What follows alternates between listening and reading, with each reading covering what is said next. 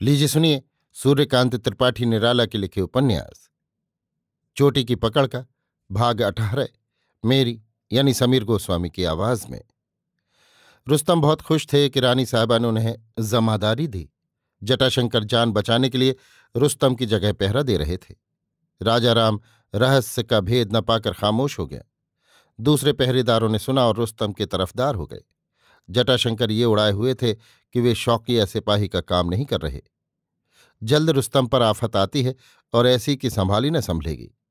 तीनों पहरों के सिपाही जो मौके पर नहीं थे, तरह तरह की दीवार उठाते और ढहाते रहे।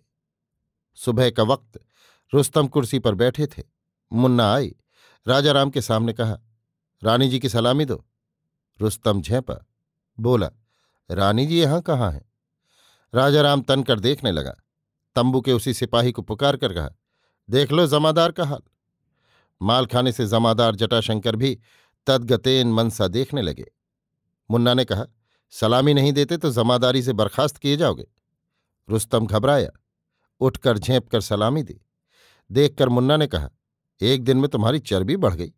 जमादारी के लिए तुमने कहा था, जमादारी तुमको दी गई, लेकिन तनख्वाह तुम्हारी वही रहेगी। राजा राम और तंबू वाला सिपाही हंसा।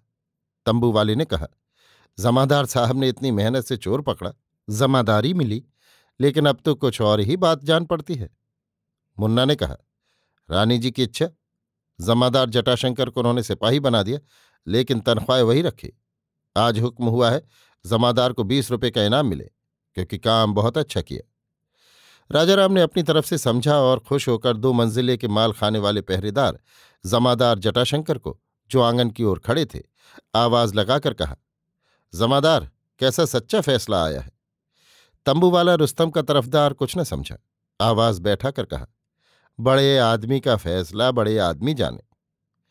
अगर सही मानी में तरक्की चाहते हो तो चलो उठकर, मुन्ना ने कहा। रुस्तम उठकर चला। जीने पर मुन्ना ने कहा, अगर खजाने में उसी वक्त चोरी हो गई हो तो छांट दिए जाओगे या बचोगे? रुस्तम उछलकर सहम गया। हैं? रानी के हथकंडे हैं, कुछ समझता भी है? जैसा जैसा कहा जाए कर, कहकर मुन्ना ने 5 रुपये का एक नोट निकाल कर दिया। शर्मा कर रुस्तम ने ले लिया। कहा, बस? मुन्ना ने कहा, काम तुम्हारा 4 आने का भी नहीं। जब काम पसंद आएगा तब। ये तुम्बा फेरी किस लिए हो रही है, ये न तुम जानते हो न हम। ये सिर्फ रानी जी को मालूम है। चलो, अभी तुमसे बहुत काम है। अपनी वर्दी पहनो, अब तुम फिर सिपाही की सिपाही। जमादार जटाशंकर ने वर्दी उतार दी। रुस्तम ने खीस निपोड़कर पहनते हुए कहा, जमादार, जो कुछ भी आपने किया आप समझे।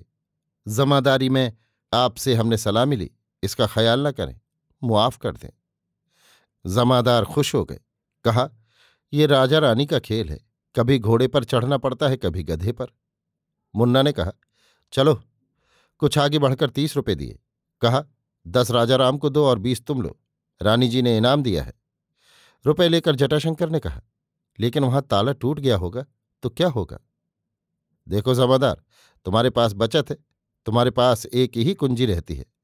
दूसरी कुंजी कहाँ से आई? खजानची से पूछोगे तो नौकरी जाएगी। खजानची भी क्या जाने, वो खजाने का ताला तोड़वाएगा? जिनका रुपया है वे ऐसे निकाले या वैसे, किसी का क्या? ये भी ठीक है। चुपचाप बैठे रहो, अब चढ़ाई होगी। चढ़ाई क्या? रानी जी की विजय। उनकी तो विजय ही है।